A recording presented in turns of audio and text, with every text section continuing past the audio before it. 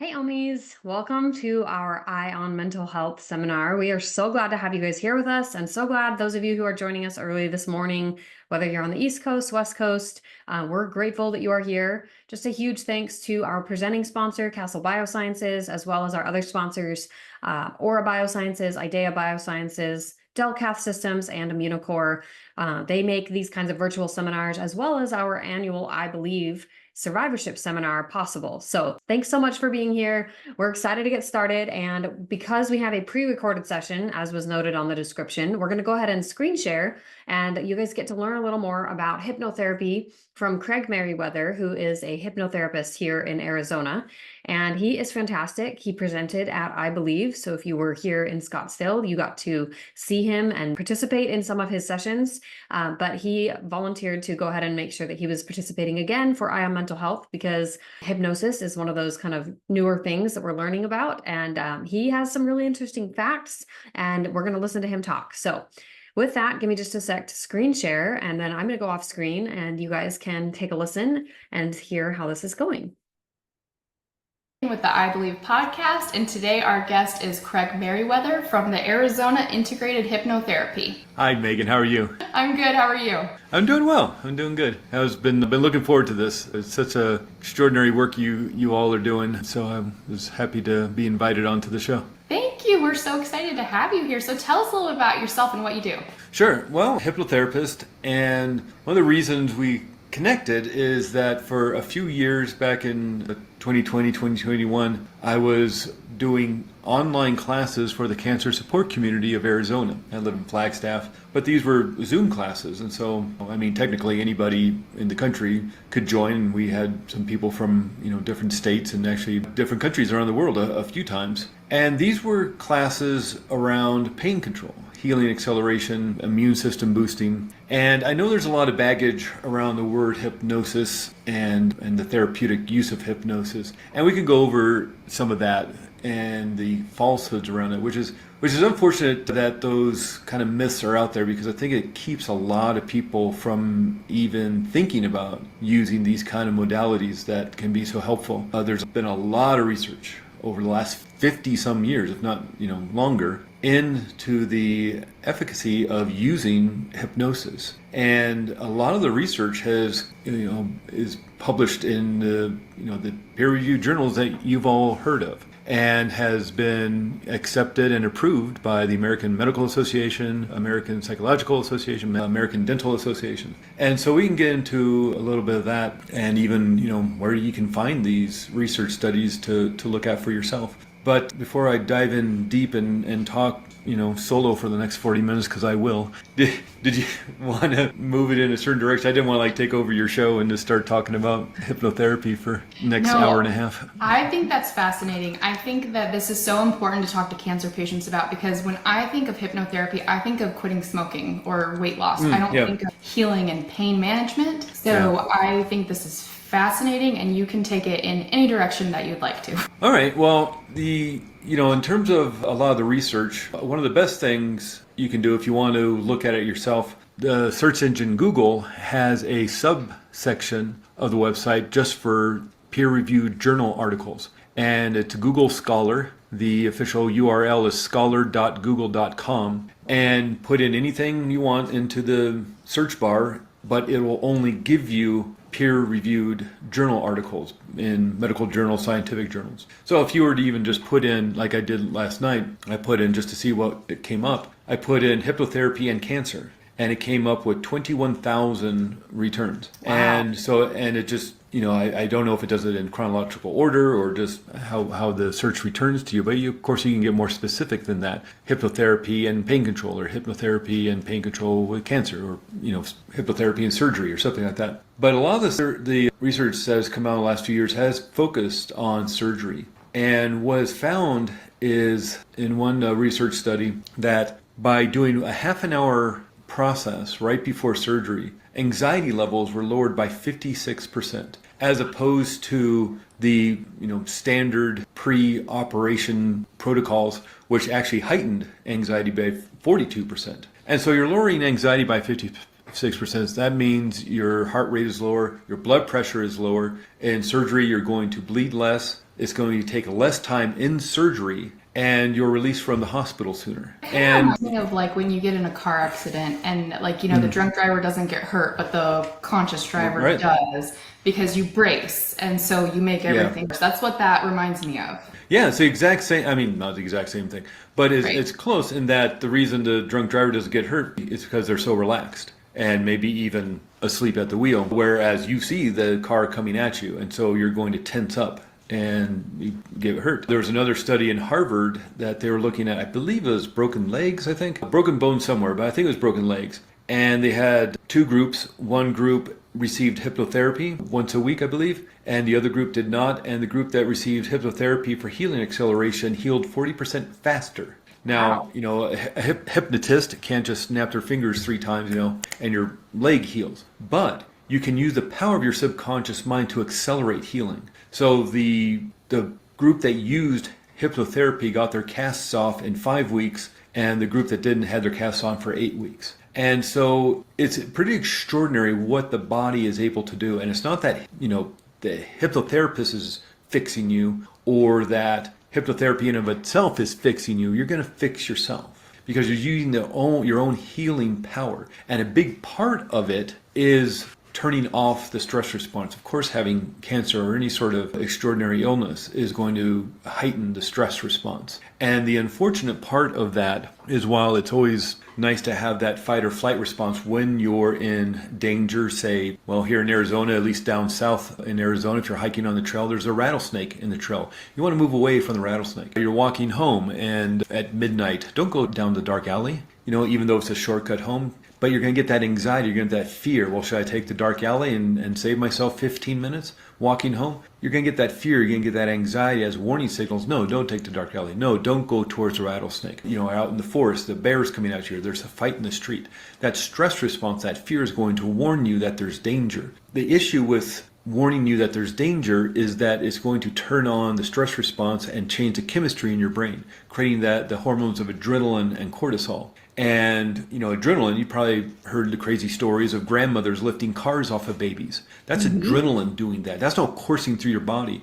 Your brain creates neuropeptides. These are molecules the brain creates. Hundreds of millions of these molecules dumping into your bloodstream when you get anxious or stressed or afraid, or feel any sort of emotion, because these molecules send the signal of emotion to your body, to the cells of your body, to the tissues of your body, the organs of your body. And so that's why you have that feeling state. You can differentiate anxiety from fear, from anger, from joy and happiness. So these are literal molecules of fear, molecules of anxiety now coursing through your body. 300% more blood's now moving to the big muscles of your arms to fight. 300% more blood moving to big muscles of your legs to escape. That's got to come from somewhere. So your immune system the power of the immune system turns down. The power of your digestive system turns down. It's turning down the volume on all these different systems because you need to fight your way out of a situation. Again, great if there's actual danger, forest fire coming towards your house, or a tornado, or, you know, you're a refugee in a war-torn country. Great to have that. But when you get the bad news from the doctor, that's maybe not the best time to put yourself in the chronic fight or flight mode, to armor yourself against this danger, because it's pulling all that power away from the systems that need it to help you deal with the situation. And so part of the reason hypnotherapy works so well is because the foundation of therapeutic hypnosis is relaxation and rest. It turns off the sympathetic nervous system, the stress response, so all that power goes back to the parasympathetic nervous system, the relaxation response. And so all those systems power back up. A great example of this work in terms of physical healing is irritable bowel syndrome. And irritable bowel syndrome, majority of the cases, like 80% of the cases, are due to high stress, anxiety, and hypervigilance. Even the major drug companies admit that. And so there's a research done at the University of North Carolina Medical School back probably 25, maybe even 30 years ago at this point. And they were saying, well, if it's stress and anxiety and hypervigilance that's causing irritable bowel syndrome, wouldn't relaxation techniques be the cure? Turning off the stress response and turning on the relaxation response. So they started their research, and what they found worked best was hypnotherapy, because not only are you relaxing the body, but you're also adding in suggestions to the subconscious mind to heal. Again, hypnotherapy is not doing the healing. The hypnotherapist is not doing the healing. You heal yourself. So you turn off the stress response, all that energy goes back to the digestive system and it corrects itself. And That's what they found in the research they did 30 years ago in that original research was that within 10 weeks, hypnotherapy worked as well as medication, and by the end of the year, hypnotherapy was far superior in results than medication. And medication for irritable bowel syndrome has horrible side effects. So that's just one of those 21,000 results that I just found last night. You can go down the deep rabbit hole, but what this information can help you do is realize you have healing power within you. Yes, absolutely. Stick with your oncologist. Stick with your doctors. This is adjunct therapy, meaning as well as, not instead of. It's not alternative. It's as well as. That's why you do it before surgery.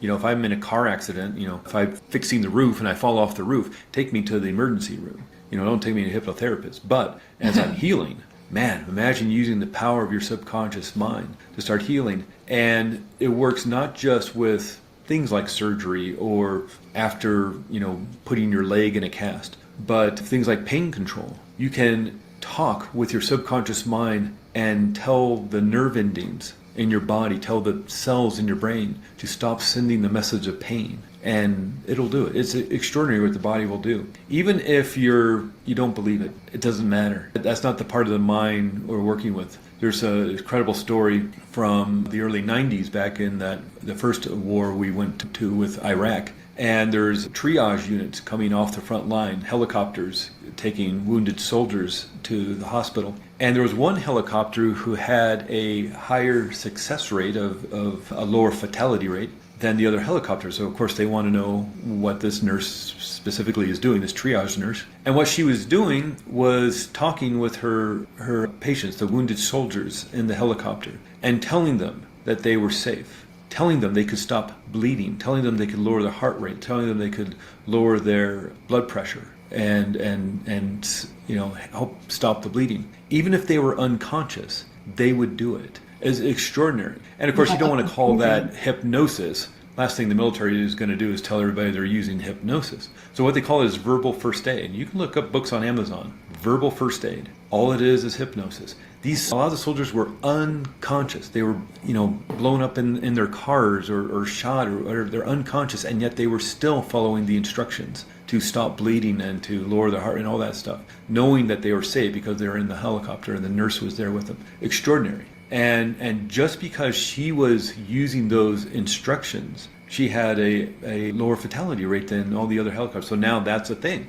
that they use in the military. So it's an extraordinary use of your subconscious mind. You are that powerful. And it's a great addition to all the other work you're going through. We can do a little bit of more of the history around it if you like. But sure. The interesting thing around hypnosis is it's really, while it's been, the trance state and using trance state in healing work's probably been around for, thousands upon thousands of years, it was really just, in the late 1800s or so, mid 1800s that this work came about, at least the modern day version, I guess. And what's fascinating about it, even the word hypnosis, while it's kind of been co-opted by movies and TV shows to be scary and to make people into zombies and go assassinate the prime minister and all that, it's really just a way to move the plot point forward. I mean, how are you going to get Jason Bourne to assassinate the prime minister of England? It's like, oh, we'll hypnotize him to do it, and then we save ourselves a lot of film and a lot of money having to film all that. Let's just do it that way.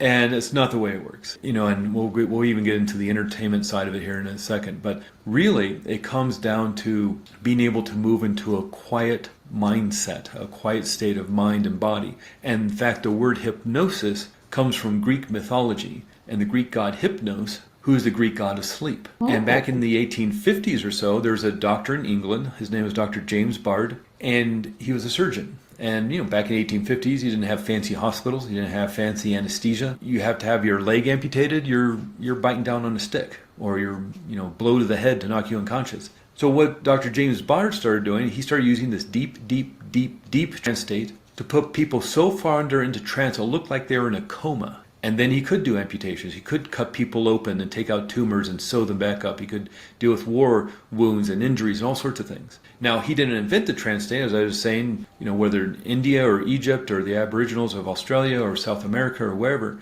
they're using trance state in their healing and spiritual work thousands upon thousands upon thousands of years ago. But in 1850, Dr. James Bard started using it, needing a word to describe it to his colleagues and to write about it. He decided to name this coma-like state after the Greek god of sleep. That's why he named it hypnosis. And since then, it's grown to encompass all sorts of these different levels of trance state, these altered states of consciousness. Now, there's another scary word, or scary phrase, I guess. And, well, really what we're talking about is brainwave state. And it's this altered states of consciousness we go in and out of all day long. Again, we're not talking movie altered states of consciousness. We're talking about when you're driving home and you start thinking about work tomorrow and the PowerPoint presentation you got to get together, or you got to meet with your employees at the end of the week, or you got people coming over on the weekend and you need to get to the store, and all of a sudden you find yourself in your driveway and you don't remember the last 8 blocks. You just put yourself in an altered state of consciousness.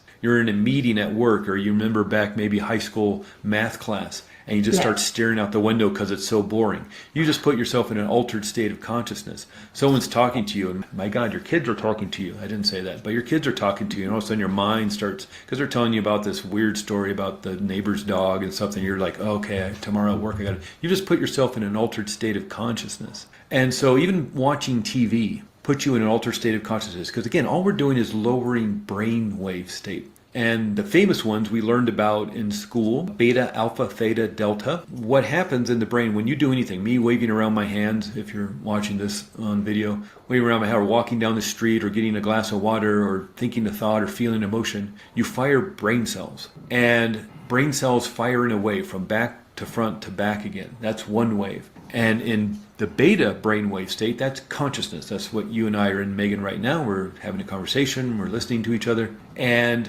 we are firing about 18 cycles per second. Now, if let's say I'm back in high school math class, and I'm listening to a teacher because it's going to be on the test, it's going to be on the final, and I got to do well, got to get a good grade in this class, so I'm paying attention, I'm really listening, I'm really trying hard, but it's so boring for me. I'm paying attention, I'm in the beta brainwave state, and then I just start staring out the window because I'm so bored. I just start doing one of these. And now I've lowered my brainwave state. I've now moved down to the alpha brainwave state. I'm firing about 12 cycles per second because I moved inward. I'm daydreaming about the weekend and how much fun I'm going to have with my friends. I'm not paying attention to the teacher. I don't even hear what the teacher's saying anymore. Not paying attention to the kids in the class, what they're doing. They're acting up, or they're throwing spit wads, or they're asking questions. I'm not paying attention to any of that. I've moved inward. I'm thinking about the weekend, just staring out the window. And then my eyes are getting heavy, my head's starting to nod off. And now I'm slowing down even further. Now I'm firing about 6 cycles per second.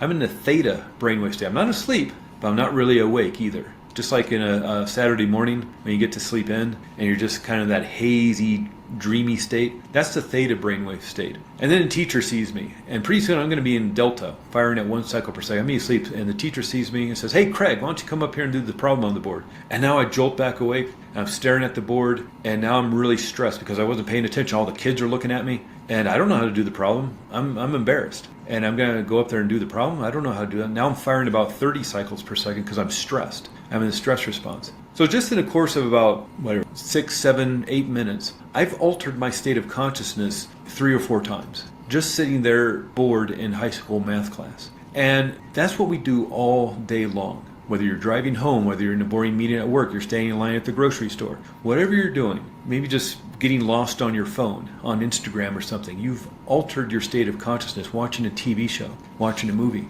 And so we take advantage of that. And by allowing your mind to relax, your body to relax, and it doesn't even have to be deep relaxation. Hey, there's a loud helicopter and somebody in extraordinary pain, and they were still able to do this work. You do this work in a crowded airport. Someone's having a panic attack. It's nicer when you're in a recliner with a little bit of a darkened room. It helps the body relax. But by moving into this kind of altered state of consciousness, you're able to access the subconscious mind. And what's fascinating about this work is the reason we can turn on that stress response over and over again, even while we're just at work and we're hearing the monthly accounting meeting and we're starting to get stressed. It's like, it's not dangerous. It's not life-threatening. It's not a fire coming at you. You're not in war. You're not a refugee. You don't have a tornado coming at your house. But you're getting stressed because the mind can't tell the difference between what's real and what's imagined. And it'll change your physiology to match what you're thinking and feeling. This is most noticeable when you're having a nightmare.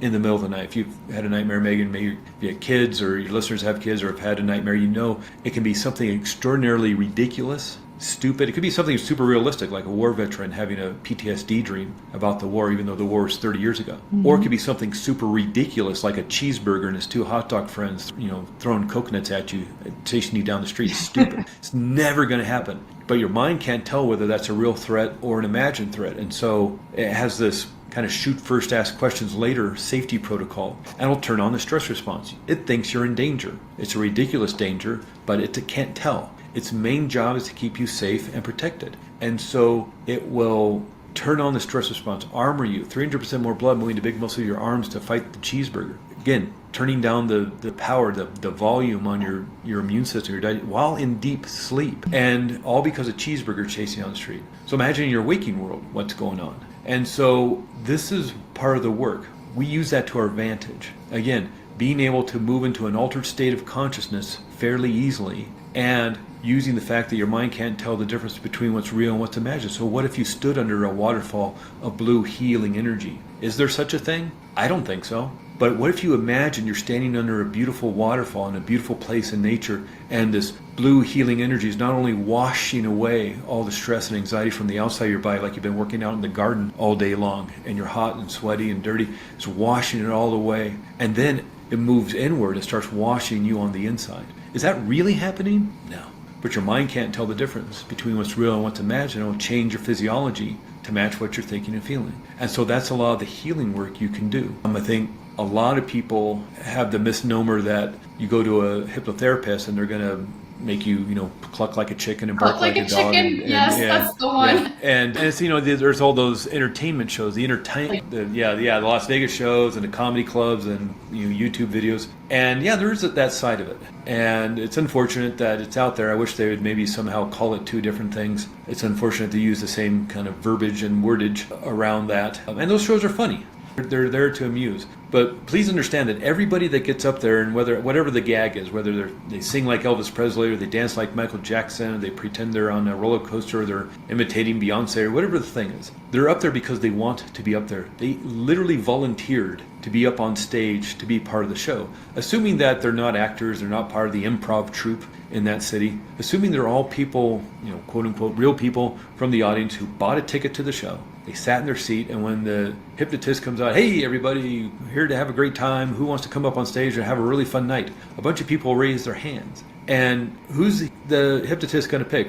Are they going to pick the people not raising their hands who don't want to be up there? Or are they going to pick the people who are excited to be up there? They're going to pick the excited people. So they bring them up on stage, and what's your name and where are you from? And you want to have a fun night and have a really great story to tell your friends later. It's like, yeah, would you want to go into hypnosis? Yes. They say yes like 7 times before this person makes them, sing like Elvis or dance like Michael Jackson. They want to do it. They're exhibitionists. They're extroverts. They want a funny video to put on YouTube or Instagram or TikTok. They want to look silly in front of their friends. They just want to have fun. And they do. And so imagine if you want to heal. What are the chances that you're going to do that?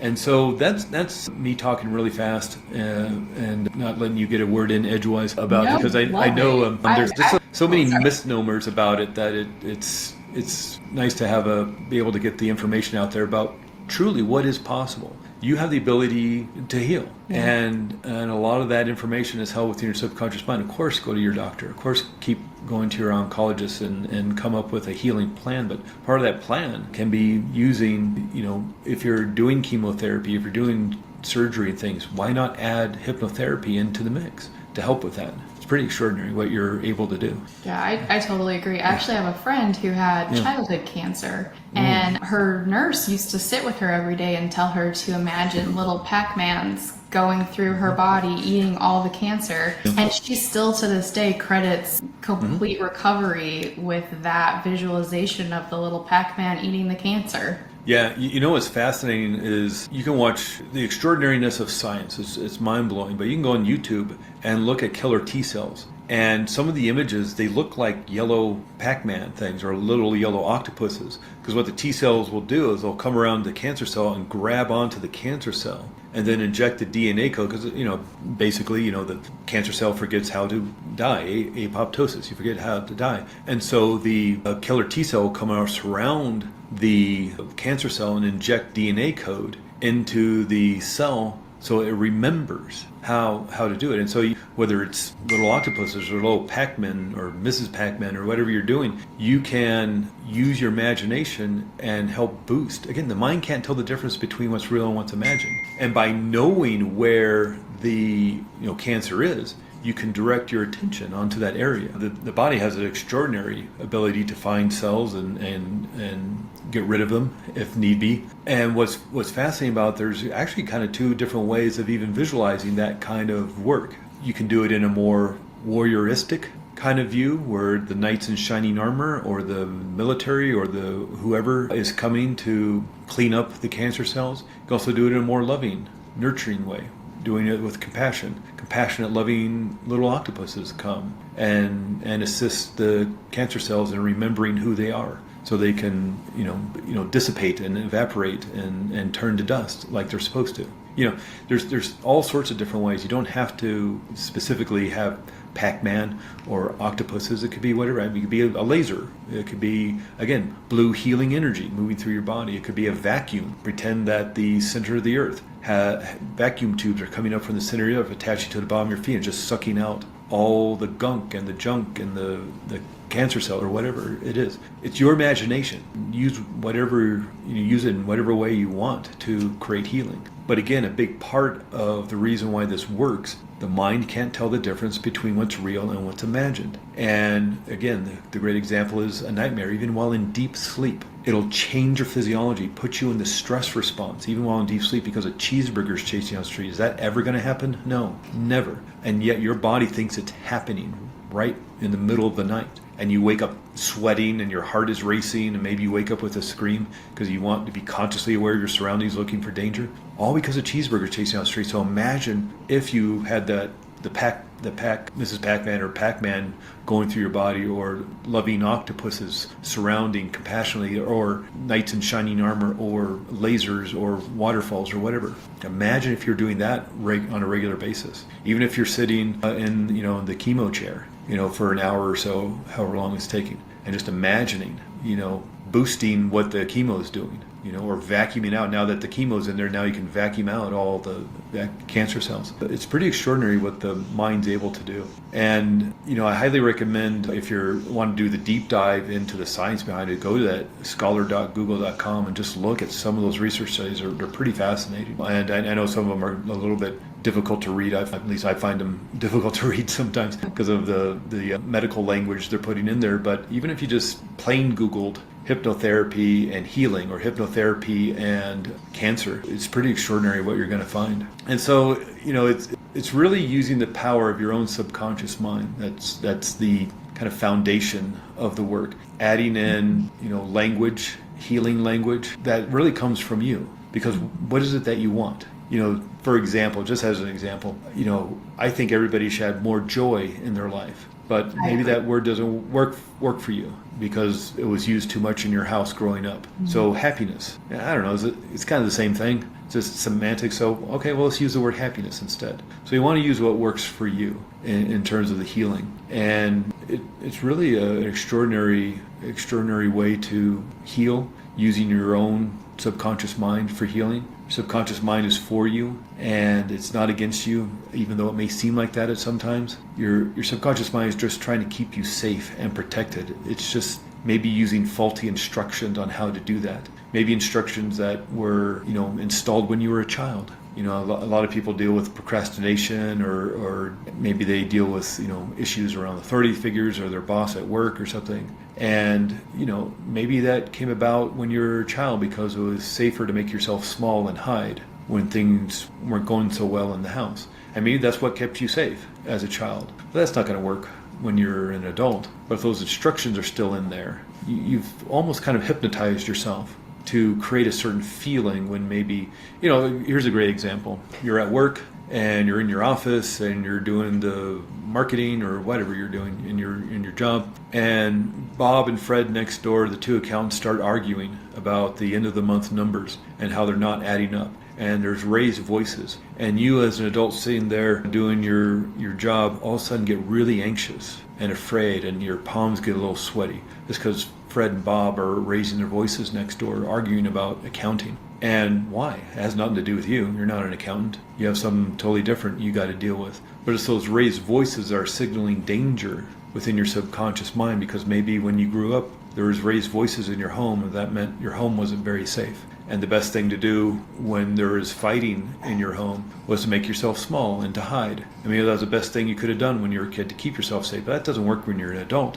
But that trigger of hearing the raised voices in the next room, even though it's Bob and Fred arguing about the accounting for the month, causes you to create that anxiety or that stress or that fear, and maybe even a physical reaction like an upset stomach or a racing heart or your sweaty palms or something. It's almost like you've hypnotized yourself to protect yourself in that way, to warn you that there's danger. That trigger of raised voices is triggering that armoring to keep yourself safe. But you're using the instructions of a child. But it's kind of computer programming. Nothing's going to change unless you change the computer program. You can wish it away, you can talk to your friends about it or whatever, but it's really not going to change until you change the instructions. Maybe there's something around the child that needs to be healed, and that's what hypnotherapy is great at. Again, it's not that a hypnotherapist, it's not that I'm going to fix anybody or hypnotherapy is going to fix anybody. You're going to fix yourself, because who better to know what that child needs than you, or even what the problem is. Even if you don't consciously know what the problem is,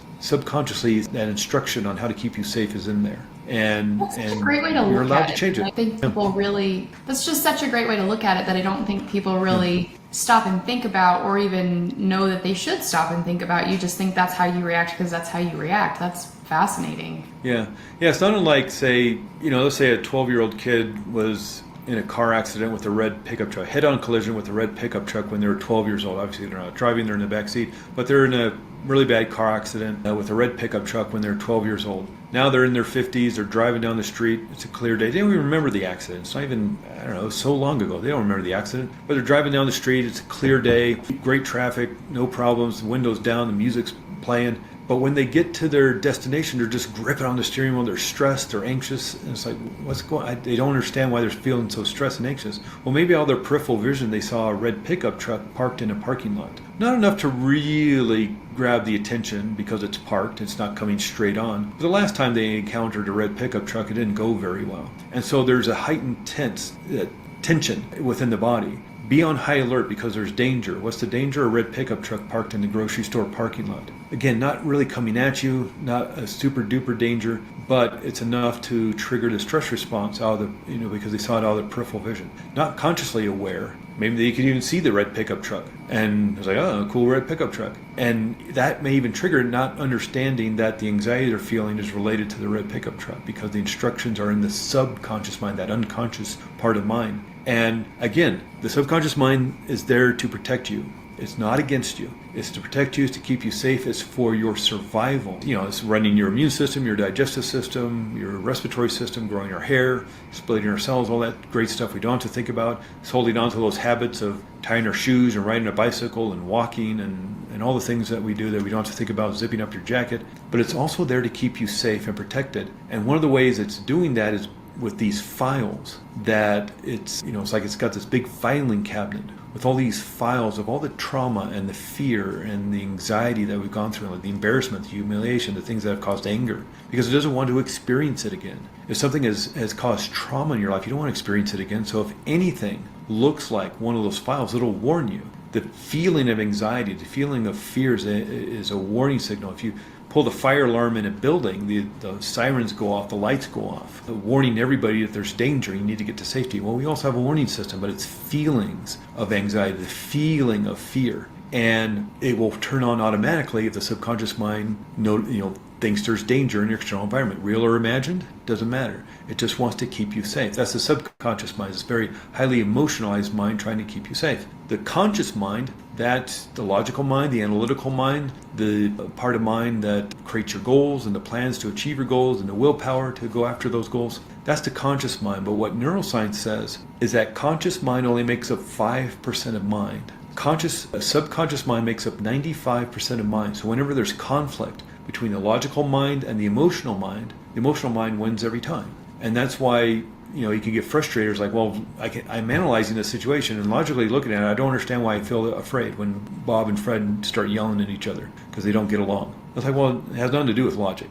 You can analyze it all day long. And that's what I think a lot of people get frustrated with talk therapy, which is a great healing modality. It creates a lot of healing, creates a lot of help. But sometimes I think people get frustrated with it is because they're logically analyzing the situation and they're still, feeling anxious or afraid or worried or overwhelmed or angry. And it doesn't make any sense. It's like, no, of course, that's not part of the mind that's in charge. It's the non-rational subconscious mind that's just using instructions on how to keep you safe. And again, those instructions may have been developed when you were a child. And of course, they're not going to work well when you're an adult. But it's sort of like if you, Megan, are writing an accounting program for your business, let's say, and you put in there 2 + 2 = 5. Well, it doesn't matter, how much you type on your keyboard or how much you slam your keyboard with your fist out of frustration, or you talk to your friend about it, or you rant to your counselor about how unfair it is that 2 + 2 = 5, or, you take a marker and write on your computer screen 2 + 2 = 4. It's not until you go into the computer code, you look through all those lines of code, you say, oh, there it is, 2 + 2 = 5. That's weird. You delete it, you amend it, you edit it, whatever you need to do, and then you put in 2 + 2 = 4, press save. Now your equations equal out. And that's kind of the difference. Talking about that situation isn't going to change anything. You just need to change the code. And that's what hypnotherapy helps you do. Love that. Yeah. Great way to sum it up. Yeah. And so we all have the ability to do this work. I know there's a lot on the more intellectual side of this work. When it gets studied in the universities and things like that, they like to have their tests to see how susceptible you are to being hypnotized and if you're a good candidate for hypnotherapy. Everybody's a good candidate. Everybody. Because in and of itself, you're probably hypnotized yourself already. The person grabbing the cigarette too when they're stressed and not even thinking about it. They've hypnotized themselves to self-soothe by grabbing a cigarette, even though logically that makes absolutely no sense. There are other more resourceful ways of dealing with stress than grabbing a cigarette or grabbing that drink. But hypnotize yourself, or feeling anxious when you hear, Bob and Fred arguing. You've hypnotized yourself. We're all in some sort of trance state, whether we're daydreaming while we're driving home. And it's not that you're unsafe. Just like you can tie your shoes without thinking about it or walk down the street without thinking about it. You can drive home because you've driven home thousands of times if you've lived there a few years. 365 days a year, you've driven home thousands of times. So you're just doing it automatically. Your subconscious mind is taking over the driving, you know how to do it, and now your conscious mind can think about the meeting or you got guests coming over the weekend, family coming over. So you start thinking about something else. So we just take advantage of that. You can all do it. Again, watching TV puts you in an altered state of consciousness. How easy is that? Yeah, and I think so you can all do this work. Yeah.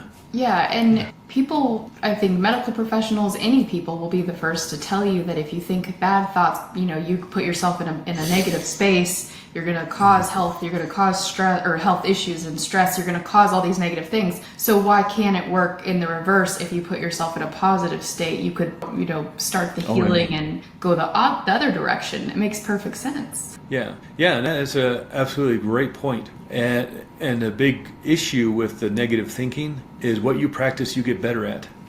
What is strongest within your mind is what you do over and over again. And of course, we know this when you played piano, or you learned how to play the guitar, or you learned a foreign language, or you learned dance, you learned martial arts, you learned how to walk as a kid. What you practice, you get better at. Well, what if you're practicing anxiety? What if you're practicing fear? Are you not literally just going to wire that into your brain and just get really, really... We all know those people, the angry people, whether they're coworkers or maybe family members or that friend of yours who just at the drop of a hat gets super angry, gets enraged. And for whatever reason, they armor themselves with anger, maybe as a child. Again, maybe that's the best thing they could have done to keep themselves safe. But they've practiced, they've rehearsed so many times, and now it's just automatic. They've hypnotized themselves to create anger in a situation that doesn't call for anger, And so we all have these ways of kind of hypnotizing ourselves to think and feel certain ways in certain situations. So you can do it. So now it's just doing it on purpose. And think how many people think that every time they feel sad or they do something good, they need to reward themselves with a cupcake, or because as children that was, oh, you did a good job on your test, we'll go get ice cream. And so I think a lot of adults are battling that, and it fits right into that you've trained yourself that's what you need. Yeah, and that's a great point. And it's like the person who logically comes up with a solution to their health problems. Like, let's say they want to lose weight. There's a great New Year's resolution. You want to lose some weight. And good to get healthy. It's logical. You can analyze the situation. You need to lose a few pounds. And so you create a goal of losing, 20 pounds in 3 months. That's a pretty achievable goal. And you create a plan, the exercise plan, the eating plan. You have the willpower to get up an hour early before work to go to the gym. And then at 10 o'clock at night, you're eating a pint of Ben & Jerry's. And logically, that makes absolutely no sense for your goals, for your plans. But maybe you had a really bad day. And when you had a bad day at school when you were a kid, maybe you were being picked on. And to make you feel better, mom would give you ice cream. And now you've linked eating ice cream with feeling better, with being nurtured and being nourished with not ice cream, but with love and being cared for. And so you had a bad day. And at 10 o'clock at night, you're tired, you got decision fatigue, and losing weight's tomorrow's problem. You need to feel better now. And what's going to make you feel better? Ice cream. Is that logical? Is that in any way, are you able to analyze that and come to any logical conclusion on why that's a good idea? No, but that's not the part of the mind that's in charge. You need to feel better. And the way to keep you feeling safe and calm and comfortable is eating ice cream. Again, not logical, but you're using the instructions placed in there maybe by a child. And until you change those instructions, whenever you have a bad day, you might be eating ice cream at midnight, just trying to make yourself feel better, even though you spent an hour in the gym that day trying to lose weight. Doesn't make any sense. But again, that's not the part of the mind that's working, and that's why maybe talking about it's not going to help. You just go to your friend, take a walk with your friend the next day, or I did it again. I'm so frustrated with myself. I'm so angry with myself. And then there's what you were just talking about. Now you're down on yourself. You're feeling bad about yourself. And if you keep practicing that, you just get in this loop. Yeah. And so hypnotherapy can do a lot of help with that. But there's also, and really quick, because I know I've been talking a lot. I apologize for taking over your show, but I appreciate you allowing this, because I know there's so much information out there about hypnotherapy that is wrong, and I appreciate the ability to talk about it. I've been talking about it, so you just keep on going. You're good. Okay. There's a certain relentlessness to this work of feeling better, and especially when you're sick. I know that's hard, but there's a certain relentlessness to joy and happiness and love and compassion and caring and feeling good and being comfortable. What you practice, you get better at. And a great example of this is the Dalai Lama. I'm sure a lot of your watchers and listeners know the Dalai Lama, head of the Tibetan Buddhist spiritual community. And he's 89 years old, probably 90 at this point, and he still meditates every day. And you read his books, and he talks about the anger and the despair and the sorrow of what's going on in Tibet. Chinese government still bulldozing out his monasteries to, build roads and buildings, and mostly just to give him the middle finger. And they're arresting his monks and torturing his monks. Of course, that's going to create anger and sorrow and despair. He's a human being. It'd be odd if he didn't feel like that. He was exiled out of Tibet in 1957, something like that. But he doesn't want that to be who he is. He doesn't want that to be his essence. So every day he practices loving kindness and compassion. And again, if anybody was to have it down by now, you think it'd be that guy. He's not married. He doesn't have any kids. He has a staff of people to meet his every need and want. And granted, he has great responsibility. But he doesn't have a lot of the challenges that you and I, Megan, and your listen and all the listeners have of family and kids and doctor's appointments and things like this. And so, but every day he's practicing loving kindness and compassion. Look at any master musician. Let's take Yo-Yo Ma, considered one of the greatest cello players alive. He's 67. He still practices 3, 4, 5 hours every day. Again, if anybody was just to kick back and phone it in at the age of 40, it'd be that guy. But he wants to master this instrument. He wants to master his music. So every day he practices. A dancer, expert in martial arts, a black belt in judo or taekwondo, they're going to practice every day. And so you just kind of have to look at your life and say, what are you practicing? And maybe you're practicing anxiety, maybe you're practicing anger or fear. And that's got to stop, because you're literally just wiring that into your brain, you're wiring it into your body, into your nervous system. And I know it's scary situations. We're on a cancer show, and so I'm guessing a lot of the people either have family members or are struggling with it themselves, and that's scary. But it's also the idea the more you practice something, the better you're going to get at it. And there's a certain relentlessness, just like it's going to the gym. So you want to bulk up and get in shape, look like a Marvel superhero. You got to go to the gym every day. You just don't get to go to a personal trainer once and work out at the gym once and you're set for life. Don't we your wish? Physical health in terms of that. Yeah, I wish. but you have to go to the gym every day. And what about your mental health? What about your emotional health?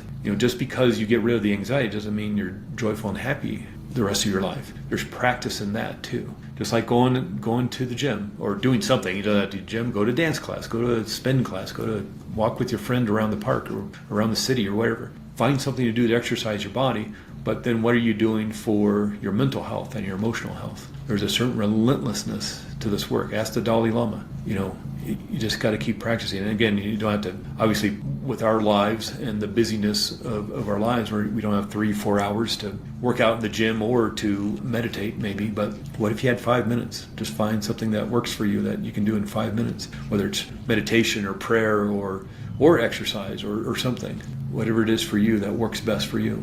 Find something to do, even if it's just 5-10 minutes, just to recharge yourself. Maybe just drawing, doing something creative. Just finding something to boost your mood, and then practice that. And finding ways to quiet yourself, quiet your body, quiet your mind. Again, whether that's meditation or prayer or some form of guided visualization through hypnotherapy or something like that. And what I love about all three of those things that you just said, those are all things that anyone can do anywhere for free with physical limitations, visual limitations. A lot of people listening probably have eyesight issues, especially right after surgery. Sometimes they can't be around the light for a couple weeks. They're kind of in a dark room. You can visualize, you can meditate, you can pray, you can do all of that wherever you are right now. And so I love having that tool for them. Yeah. And if you got your eyes are bandaged up and you're in a darkened room, you can still imagine that you're on a sunny day on the beach, or a beautiful field with sunflowers or something. And imagine what that's going to do to your body, thinking that you're out on a beautiful sunny day, even though you're not. Just like getting chased down the street by a cheeseburger, that's not happening, and yet it literally changed how you felt in your body, even while during deep sleep. So imagine you're just kind of maybe kicking back in a chair, lying down on the bed or whatever, and imagining you're in a beautiful, beautiful, safe place. Yeah, and for anyone who's listening who might want to try meditation and you're thinking, I can't just sit there and not think about anything, because that was my first thought with it. If you go onto wherever you're getting this podcast, type in guided meditation and they will come up, and you can listen to ones that are specific for healing, for all different things, and they just kind of tell you what to imagine, what to think. So if you want to this and you have no idea where, start there. Podcast. Yeah. Guided visualization is almost the opposite sort of meditation, in that a lot of people, when I'm talking to them, when doing a consultation call, talking about what they want to work on, whether hypnotherapy will be a good fit for them, and what they want to accomplish. And by the way, the answer is yes. They'll ask, well, I tried meditation, it doesn't work very well. I got a really overactive imagination, a really overactive mind. Like, great. Then you're a perfect candidate for this work. Because what you're just saying is it's not so much that you're trying to have your thoughts disappear like clouds moving in the breeze through the sky. No, let's use that imagination. Let's use it to your advantage. And whether, again, you're standing under a waterfall of blue healing energy, or the center of the earth has these vacuum tubes attached to your feet that's sucking out all the anxiety, the fear, the cancer, whatever it is, you can use your imagination to your advantage. Use your skills. And if you have an overactive imagination, perfect, and you're an absolute perfect candidate for this work. If you're great at meditation, you're also great at this work. There's really nobody, and again, that's what frustrates me about the more intellectual side of this, where they have their tests and their, to see if you're a good candidate to do this hypnotherapy. And it's like, are you breathing? Then you're a good candidate for this work. I love that. Eyes open, eyes closed, bright room, dark room, whatever you need. Helicopter shot up, a crowded airport, or in a quiet room sitting in a recliner. It's whatever. You can do this work. Okay, so I don't know about you guys, but I absolutely loved hearing from Craig and hearing just some of these ideas, the studies that he shared. So I am just so grateful that we were able to share this with you guys. If you want to listen to the full recording, I'll make sure that you can find that in the description of our recording here. But a huge thanks to Craig for all of the extra resources he's provided for the OMI community.